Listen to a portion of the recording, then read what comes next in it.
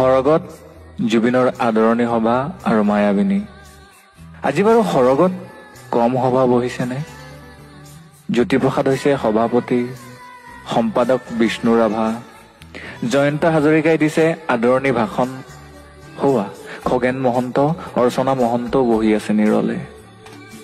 দেখিছো আগৰ শাৰীত প্ৰতিমা বৰুৱা বাইদেউৰ সৈতে দীপালী বৰঠাকুৰ, সংগী হৈ বহি আছে নীলপৱন বৰুৱাও। ভিতালীবাৰ আজি ভীষণ ব্যস্ততা, কিয়নো জোনবাইৰ দেশলৈ জুবিন আহিছে। সৰগ সজোৱাৰ দায়িত্ব ভিতালীৰ। অৱশ্যে সহায় কৰিবলৈ লগতে আছে গায়ত্ৰীও।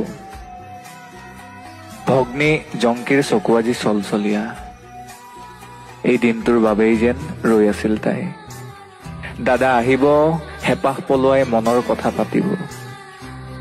এচুকত বহি জুবিনদালৈ চাই আছে ৰাজীৱ শদিয়ায়ো। মুঠতে সৰগৰ অসম ভৱনত আজি বিশাল সভা। এয়া মঞ্চতে ভূপেন মামাই জুবিনক আলিংগন কৰিছে। জ্যোতি বিষ্ণুক হেঁপাহ পলোৱাই কৈছে জুবিনৰ কথা। জুবিন কোন, জুবিন কিয় আৰু জুবিন কি। জ্যোতি বিষ্ণুৱে মৌন হৈ শুনিছে জুবিনৰ কথা।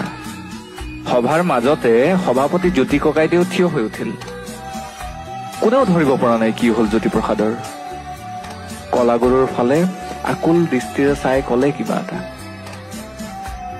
সকলো বুজি এইবাৰ বিষ্ণু ৰাভাই এক প্ৰকাৰৰ কাৰা নিৰ্দেশেই দিলে। আজি সভাত বেলেগ গীত নহব, কেৱল মায়াবিনী চলিব।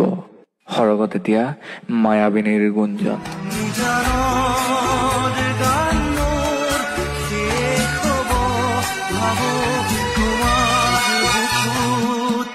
কেৱল মায়াবিনী।